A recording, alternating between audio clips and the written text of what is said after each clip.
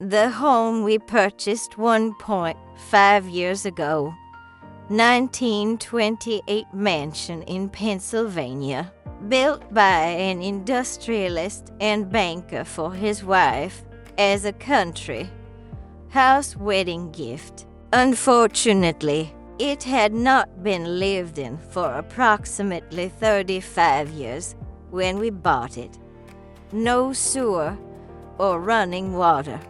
Fun facts. The roof is the only wood structure in the home. The rest of the home is made of double-wythe clinker brick, terracotta block with lime plaster on steel I-beams and steel open web joists. The windows are all Pella steel casement windows, and the bathrooms feature the original American Standard colored bathroom fixtures released in 1930, but as the builder was the president of what would soon become American Standard, they were early versions made in 1928. It sits on 18 acres, has a fountain in the garden, as well as a fish pond with a fountain. This is the bathroom of my house built in 1950.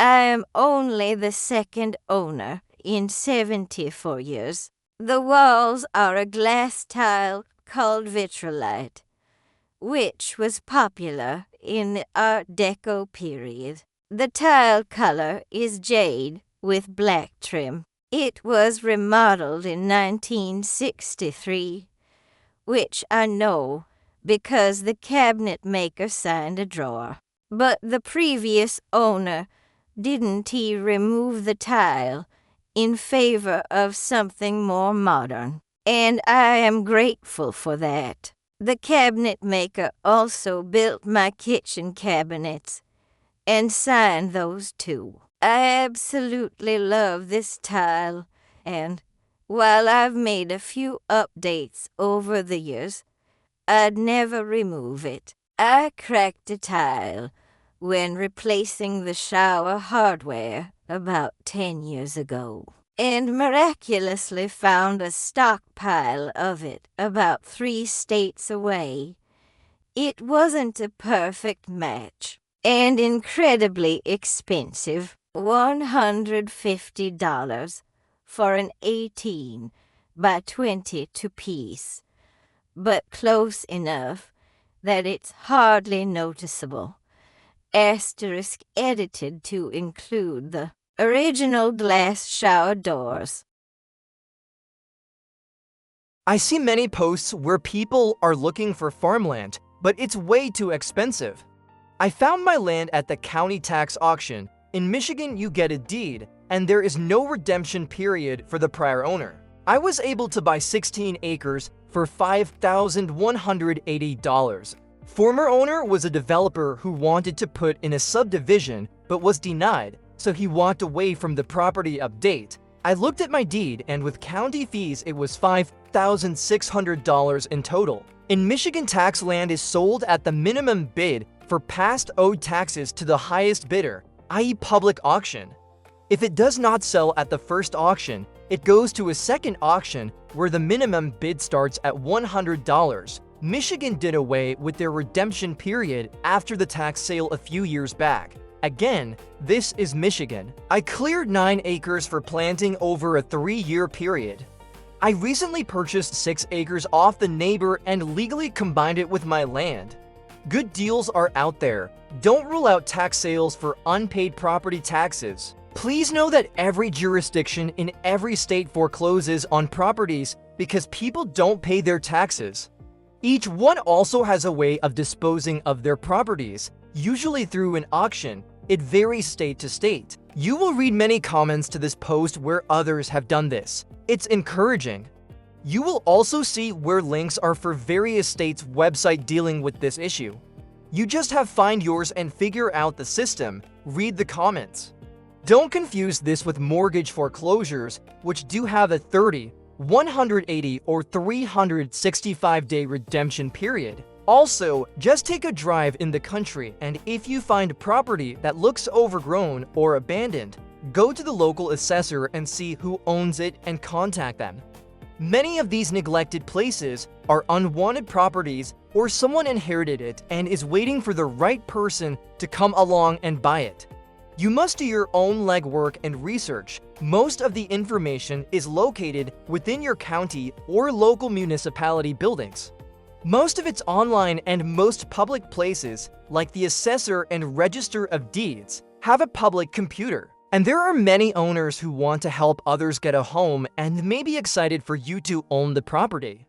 I once purchased a $175,000 commercial building from an extremely wealthy person with little money down LC just because they took an interest in my vision for the property and wanted to help someone because someone once helped them. All I did was find the owner of the abandoned building, wrote them a letter in Florida, and they called me in Michigan. I can tell you this, no one will knock on your door and offer their property to you. You have to go out and find the deal, be creative, and be prepared to investigate 100 properties to get one that's willing to deal with you. I have bought many properties by reaching out to the owner to see if they want to sell. They are always distressed properties. You have to get out and find them. In addition, don't rule out mortgage foreclosures. Every county has a printed publication that lists potential foreclosures. You need to do your research on these. There is a redemption period. Find someone that does it and ask questions, or do online research. Merely attend a mortgage auction just to learn. These are more complicated, and you are often dealing with a potential angry homeowner, although most are vacant.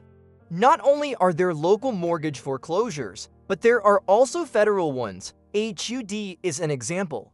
The federal government backs loans for military, low income, and others, and they have to foreclose on them, unfortunately. Auctions are another way to find real estate. I don't find the best deals, but I see some great properties being auctioned by landowners. One last thing, if I may, your next purchase may not be your dream house or your off-the-grid place. You may have to start with buying a rundown trailer in a mobile home park, fixing it up and reselling it. You might have to buy a cheap used car, fix it up and resell it. Do that enough times and you'll get to your ultimate goal. It's work, headaches, and time, but that's what it takes to get to the next level in your journey. If you have nothing, find a way to create something. Stop looking at the end goal and start focusing on the path to get to that goal and stay on track. I am creating a homestead on my land. I don't live there. I will build a house one day. Pole barn, farm equipment, gardens, orchard, vineyard, and this small cabin I put on the land. It's my place to get away and do some fun work.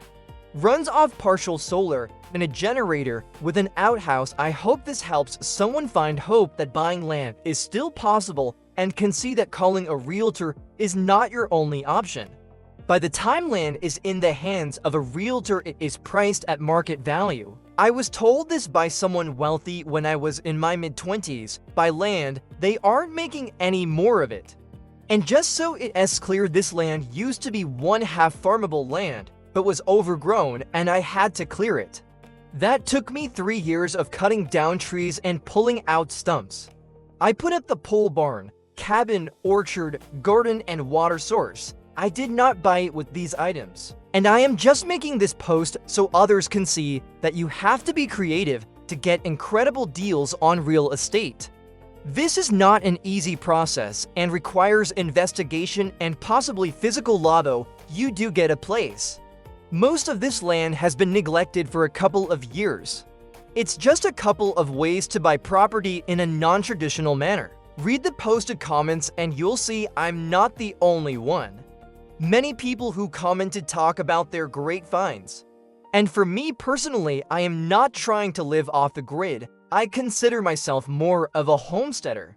I want to live more off my land and be less dependent on Kroger's and public services. I still need some conveniences. For example, I'm not burning wood for heat. I'm using propane. I still need to buy my meat from a butcher. I don't hunt, but appreciate those responsible hunters who do. Although I have an outhouse, I use the fancy bathroom in the pole barn. Hopefully people recognize there are different levels of connecting with their land. Take today and think about your future land purchasing differently. Create your own path to get there. Look at your glass as one half full.